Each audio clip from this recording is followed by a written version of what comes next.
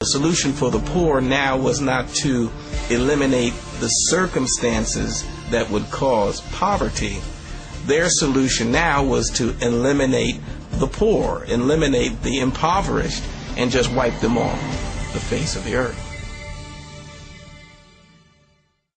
The practice of birth control among the majority of colored people would probably be more eugenic than among their white compatriots.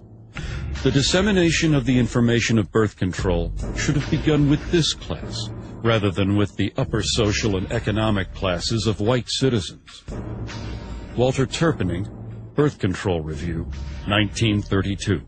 In virtually every community where Negroes dwell, one finds them in fat times and lean alike, contributing a disproportionate number to the roles of the dependents and delinquents. They make excessive demands on the white man's charity and overtax his patients. Newell Sims, Birth Control Review, 1932. Arthur Madison Grant was a co-founder of the American Eugenics Society and an officer of the New York Zoological Society. In 1906, he had authorized an exhibit at the Bronx Zoo in which a 22-year-old African named Ota Benga was displayed in a cage in the monkey house. Sharing the cage with Benga was an orangutan. When a local clergyman protested the exhibit, he said that it was clearly intended to be a demonstration of Darwin's theory of evolution. Local proponents of Darwinism apparently agreed and labeled the display educational.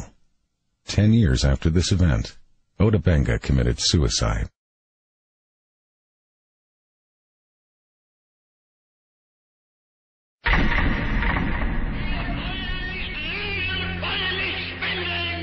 During Hitler's regime, the Germans were supplied with elaborate charts and complicated theses supposedly proving the superiority of the German people. It is interesting to note that at the bottom of these charts were the colored people of the world, most conspicuously, the black people. Floyd McKissick, National Director, Congress of Racial Equality, 1967. An often overlooked fact about the German Holocaust is that the Nazis did not simply target the Jewish population. They went after the black community as well. Under the threat of being sent to concentration camps if they did not cooperate, Afro-German citizens were not only forced to undergo sterilization themselves, they were also required to turn over their children for sterilization. In his book Mein Kampf, Adolf Hitler explained the motivation behind such programs. The Jews were responsible for bringing Negroes into the Rhineland.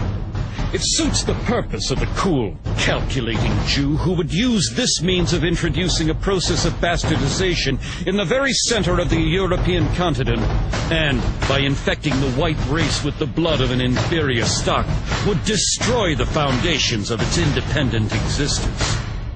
Adolf Hitler, Mein Kampf. The Nazi attitude toward blacks was clearly defined in a 1944 book by Robert Ley, who was the head of the German Labor Front. Ley characterized the Jewish race as a disease-riddled parasite that had been created by unnatural inbreeding between white men and the racially inferior Negro. He described the result as a racial swamp that would eventually destroy the natural superiority of the Aryan race. Another Nazi publication described blacks as African brutes who had not been tamed even by centuries of slavery. It went on to say that any effort to assimilate people of African descent into civilized society was a waste of time, and that the lynchings of blacks in America did not merit any regret. Since World War II, it has been well documented that Adolf Hitler was profoundly influenced by the American eugenics movement, and that many of his government's racial policies were actually developed from the writings of American eugenicists, like Madison Grant and Harry Laughlin. In fact, Hitler referred to Grant's book, The Passing of the Great Race, as his Bible. Meanwhile, American eugenicists were routinely praising Hitler and holding up the Nazi eugenics program as a model for the United States to copy.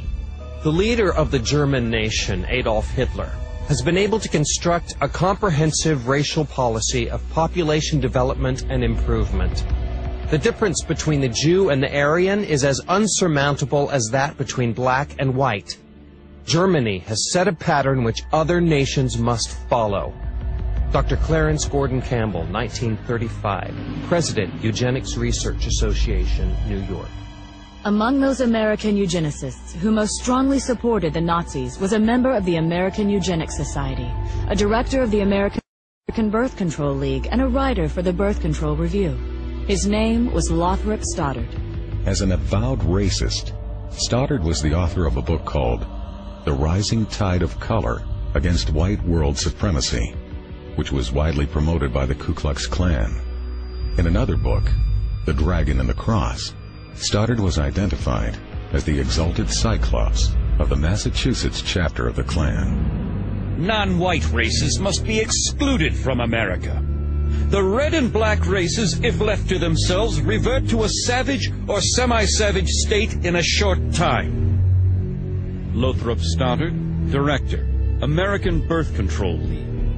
On the 19th of December, 1939, during a 4-month stay in Germany, Stoddard was given a personal meeting with both Adolf Hitler and the man who would eventually be in charge of the Nazi Holocaust, SS leader Heinrich Himmler. Later, when a course on race was introduced at Halle University in Germany, its instructors stated that it would be modeled on the philosophies of American eugenicists, including Lothrop Stoddard. Eventually, Stoddard's racial views would even be featured in Nazi school textbooks. The white race divides into 3 main subspecies: the Nordics, the Alpines, and the Mediterraneans. All 3 are good stocks, ranking in genetic worth well above the various colored races. Lothrop Stoddard, Director, American Birth Control League. To eliminate blacks from Germany, one of the people Hitler called on was a eugenicist who had once written that blacks are an inferior race of savages who should only be allowed to survive as long as they are of use to the Aryan race. His name was Eugen Fischer, and about 20 years earlier, he had been one of the leaders of a system of concentration camps in southwestern Africa, where blacks were rounded up to be executed, experimented on, or held as free labor. Under Hitler, Fischer would serve on committees that planned the sterilization of all blacks in countries that came under German control. He would also be one of the first Nazi scientists to become publicly affiliated with the Carnegie-funded eugenics laboratory in Cold Spring Harbor, New York. Eventually, Fischer would also be put in charge of the Kaiser Wilhelm Institute, which was funded by the Rockefeller Foundation. It was here that many of the Nazi programs for creating racial purity were developed. In 1927, Margaret Sanger organized the World Population Conference in Geneva, Switzerland, and gave it front-page coverage in her Birth Control Review.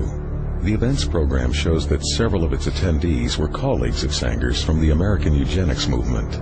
It also documents that among those who were given a leadership role in the conference was Eugen Fischer, the man who would eventually lead the Nazi effort to eradicate blacks from Europe. Another American eugenicist with Nazi connections was Harry Laughlin.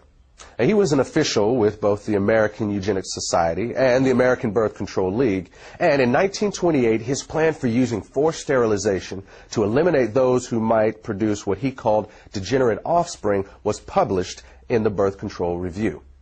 In 1936, Laughlin led an effort to distribute the English language version of a Nazi eugenics film to audiences in the northeastern part of the United States.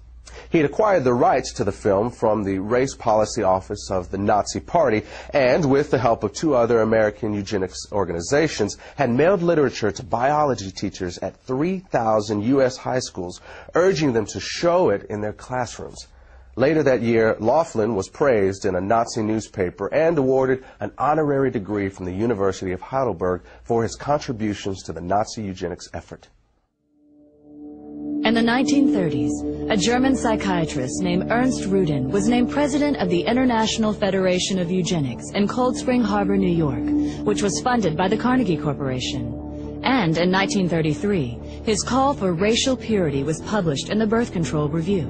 Later, Rudin would be chosen by Hitler to write Germany's eugenics laws, and at one point, he personally helped the Gestapo round up and sterilize several hundred blacks, who they referred to as Rhineland bastards. After the war, Rudin would be identified as one of the architects of the barbaric medical experiments that the Nazis carried out in their concentration camps. It may be possible that Hitler actually got the idea for concentration camps while studying the American eugenics movement. In 1919, the state of Indiana had allocated $300,000 to create a work colony in the city of Butlerville, where those who were labeled feeble-minded would be incarcerated. Then in 1932, Margaret Sanger called for the United States government to